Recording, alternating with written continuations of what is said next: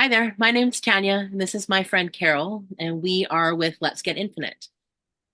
Now, we've been talking about what do we want to talk about? Well, going back, Carole and I are friends this year for 43 years. 43 years. Wow. It's my longest relationship for sure. Mhm. And we're reflecting on when we met in well, actually, we were 9 when we met, but we were closer friends in high school when we were in the same high school together. And we were misfits. We never really fit in. We were kind of, I don't know, known as geeks, I guess, or people that weren't the cool people in school.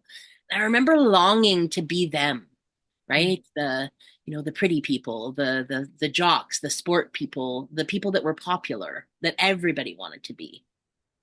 And as the years have gone on, I've come to understand I wasn't made to fit in.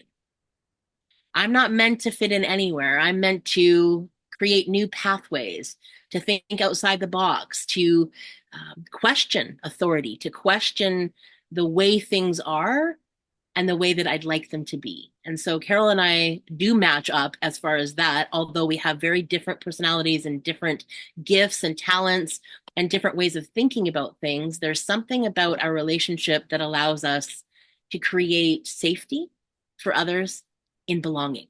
So, what's your thoughts on that, Carole? Misfits. I think back to my junior high days, and oh my gosh, even my hair, I crack myself up when I think back to that person that I used to be. And yeah, never really fitting in, yet I was really involved with so many things. I was a band geek. I played in the same band with many of the same people for 6 years in a row, actually. We did a lot of really cool things with that, and I had that sense of belonging, but I never really felt like I fit in, even though I was part of that whole Mm, thing. I was still the one playing, I played the tuba at the time, and I would play the A&W song in the middle of some classical piece because my instructor had only ears for woodwinds.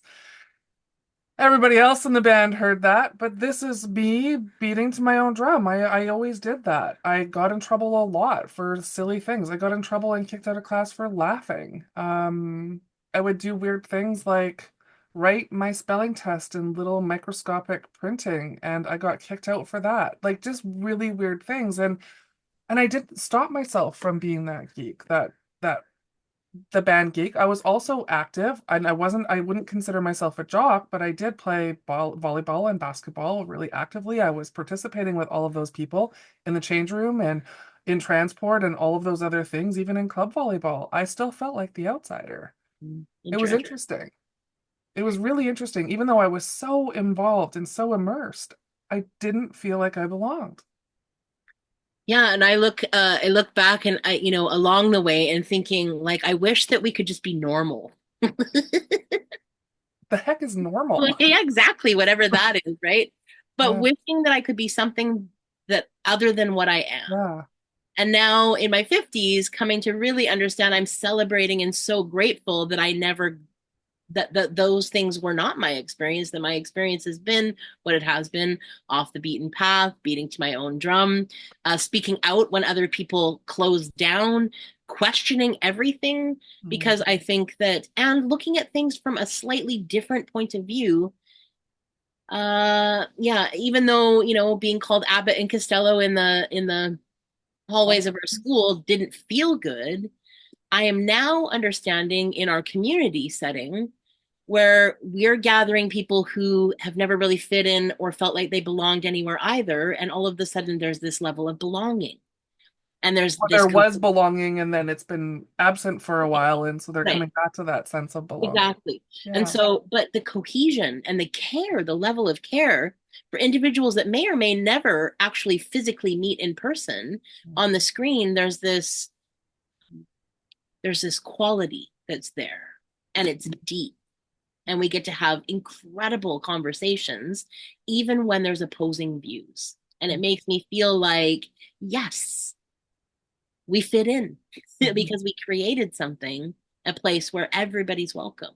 So Mhm. it's pretty fantastic. Yeah, I've had this experience before where I've, come into something, there's this change in my life, and I go and look for resources, and I realize there's actually not much out there. And so again, as a way shower, finding my own path, charting my own path, and creating a group to support whatever that thing was back then. And it was through that that a whole bunch of magic actually happened, really leaning into the intuition and not falling victim to what the media and society and all of the different pressures, all of these angles that we are being told how to operate, how we should be, how we should show up, what we should look like, what we should eat, what we should wear, how our hair should look, all of those things. I deliberately go against it. I always have. It's part of my nature. When in 1981, was it 81 or something?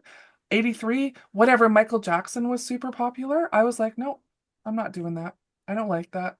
Everybody else likes it. They can all have it. I'm gonna be the only one that says no, I'm not doing that. Same with some other bands, which I'm not. I like Michael Jackson. I like his music now. So, but at the time, I'm always that person that'll say no. I'll go against the mainstream on purpose. And it has felt kind of lonely over the years. It has. And even Tanya and I, even though we've been friends all these years, there still are individual lives where things will come up where we might take the path that is a little bit more resistant than be the only fish swimming upstream, just to make a point, just to do something different. I don't fall into the norms. I haven't worn makeup, haven't dyed my hair, haven't I buy most of my clothes from the thrift store. There's a whole bunch of reasons for all of these things that I do. And when I think about it, it's because I'm not interested in conforming at all. Yeah. Conforming, that is definitely one of the things I'm not good at. I didn't conform in my family. I certainly haven't conformed to most of what societal's experiences and expectations are for sure. But there's such joy in watching the aha moments happen on the screen with other people, knowing that because we're holding a safe container, that the Mhm. feedback is consistently, there's a level of belonging here. There's a level of care that I can feel. I can feel it when I'm here, right? Mhm. That piece of, because I think that ultimately we're born for connection, right? And when we're Mhm. ostracized or rejected or um, sometimes not invited, right? That piece of, particularly with mental health stuff, right? Being ostracized in some way or deemed as over there, you're different, not gonna, you're untouchable. And I've felt untouchable many times in my life and alone, like you said, very lonely. Some of my pathway has been extremely lonely. However, I will say that right now it feels purposeful. Mhm. I certainly see the impact that we're having.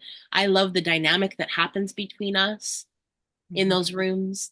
And so, if you have ever felt like a misfit, like you don't belong, like your voice isn't heard, like you beat your to your own drum, like you walk a path that is a little different than everyone else, then we invite you to come and join us, right? We invite you to come and take part and add your contribution because your contribution matters. You're a really big deal, and we want you to amplify that along with us. Yeah. We offer Soul Spa 3 times a week, Monday, Wednesdays, and Fridays at this point in time. And we'd love you to come and join us, 7 a.m. PDT. And we have a lot of fun. There's a lot of fun to be had there, and we have deep and meaningful conversations and connections. Come and check it out. Yeah. It's worth it. People Mhm. who come generally stay. In fact, there have been many meetings when we're like, okay, well, we're done. And everybody just sits there because because nobody wants to leave. It's a Hotel California for sure. So Yeah, come check it out. we'd love to see you. Absolutely. Take care. See you Okay. next time.